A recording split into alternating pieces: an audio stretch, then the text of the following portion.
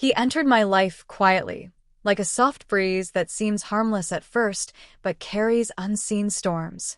At first, I didn't notice the subtle shifts in the air, the way he seemed to appear at just the right moment, always smiling, always listening, always saying exactly what I needed to hear. There was a kind of effortless charm about him, the kind that doesn't demand attention but makes you offer it willingly. I thought I had found a friend, someone who genuinely cared, someone who would be there through small struggles and shared laughter. I trusted him. I wanted to trust him. We spent months building a routine of camaraderie. He would show up with little gestures, helping me when I didn't even ask, showing an interest in my thoughts and dreams. There were conversations that lasted late into the night, confessions traded as if the world itself had shrunk down to the two of us. It was easy to forget the world outside, easy to believe that this person was an ally, someone who had my back. In retrospect, that was his genius, the way he made me feel seen and understood, the way he made loyalty seem natural and effortless. The first crack was subtle. I noticed a comment here, a glance there, a half-truth that didn't quite sit right. But I brushed it off, telling myself I was imagining things. Friends sometimes make mistakes. People sometimes slip. I ignored the warning signs because in my heart, I didn't want to see what was slowly unfolding. Trust is not something you discard lightly, and I had invested so much in believing in him. It was when an opportunity came, a small but important one for me, that his true nature revealed itself. I shared something personal, a plan, an ambition, believing that a friend would celebrate and support. The next day, I saw pieces of my trust twisted and presented in a way that benefited him, pieces of my life used against me in subtle, almost imperceptible ways. It was not a dramatic betrayal at first, just small manipulations, clever enough to make me doubt myself. My mind raced, trying to find a way to excuse it, to rationalize it. But the unease kept growing. Then came the moment that shattered everything.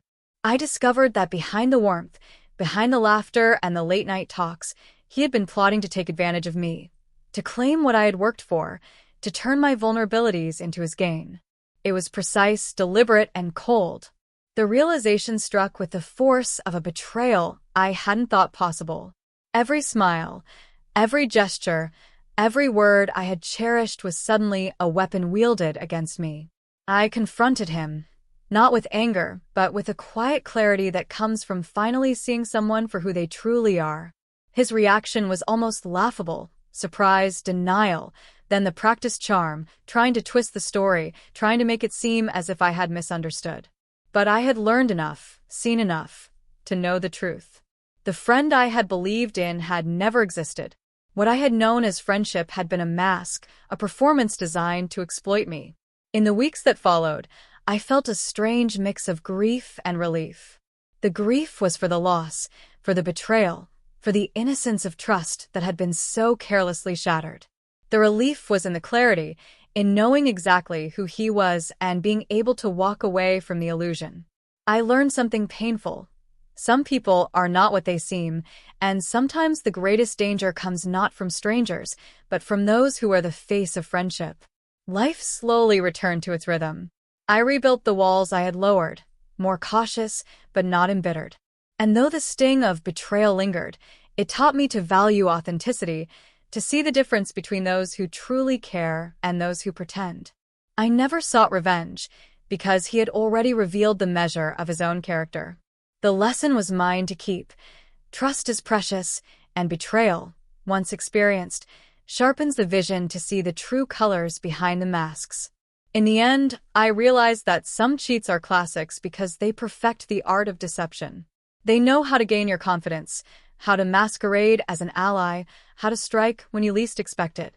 And while their actions may leave scars, they also leave a hard-earned wisdom that no charm, no smile, no cleverness can take away. I had been stabbed in the back, yes, but I survived. And that survival, tempered with understanding, became my quiet triumph. He lingered in my life like a shadow that I mistook for sunlight. There was a rhythm to his presence, almost hypnotic, a consistency that made me believe in stability. I would look forward to his messages, the way he checked in, The jokes, the shared memories, the way he could make a mundane day feel like something extraordinary. He didn't just enter my life. He seeped in, quietly rewriting my sense of trust, making it seem that loyalty and friendship were as natural between us as breathing. The months passed, each one layering more trust upon the last. I remember how we celebrated small victories together, how he seemed genuinely thrilled when things went right for me, and how he appeared unshakably supportive during moments of failure. It all felt organic, spontaneous, unforced. I never questioned it. I never paused to think that someone who could make themselves indispensable so quickly might have a hidden agenda. The way he mirrored my hopes, my fears, even my humor, was uncanny. Looking back now, it was uncanny in the wrong way, like a mirror reflecting what I most wanted to see. Then the first fissures appeared, barely perceptible. A story he told that didn't quite add up, a small exaggeration here, a convenient omission there. At first, I rationalized it. Everyone embellishes the truth sometimes. But the unease began to grow quietly, persistently, gnawing at the corners of my mind. Still, I held on to the belief that he was my friend. I wanted to trust him, because the comfort of his presence had become a habit, a solace. The real betrayal came wrapped in ordinary circumstances. I shared something deeply personal, a plan that had taken months to formulate, something I had not told anyone else. I expected support, maybe advice.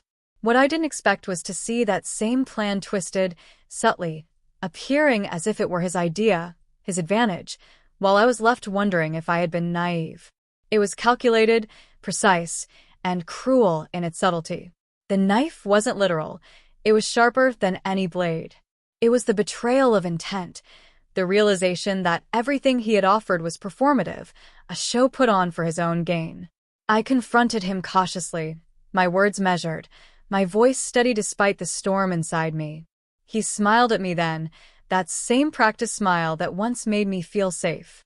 He denied, deflected, manipulated. I could see the gears turning in his mind, the same mind that had so meticulously plotted this deceit. He was brilliant at hiding his true self, at spinning reality to his benefit, at making me doubt my own perception. But I had seen through the veil. I could no longer pretend that the warmth, the camaraderie, the late-night talks were genuine.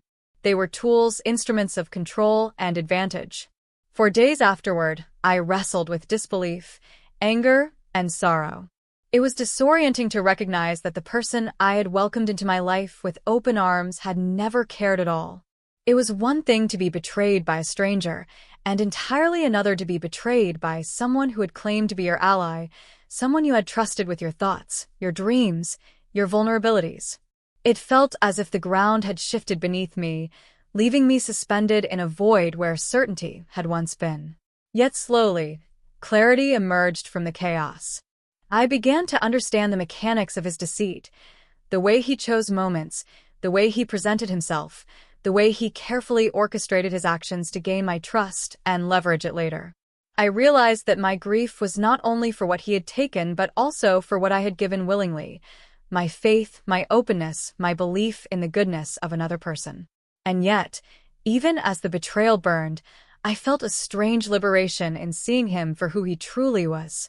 There was a freedom in no longer being deceived, in no longer allowing him to shape my world through false warmth. I withdrew, not out of bitterness, but out of necessity. I repaired the walls I had allowed him to dismantle. I reevaluated my relationships, my boundaries, my ability to discern the genuine from the counterfeit. And while the sting of betrayal lingered, it became a quiet teacher, guiding me to recognize sincerity, to value authenticity, to see people as they are rather than as I wish them to be. In the end, I learned that some cheats are timeless, not because they are clever or lucky, but because they perfect the art of appearing trustworthy, the art of wearing a mask so well that even the most vigilant can be fooled. And while they may leave scars, those scars serve as maps, warnings and lessons, reminders of the cost of misplaced trust and the power of awareness. I had been stabbed in the back, yes, but I had survived. And survival, tempered with the wisdom of betrayal, became my quiet, unspoken triumph.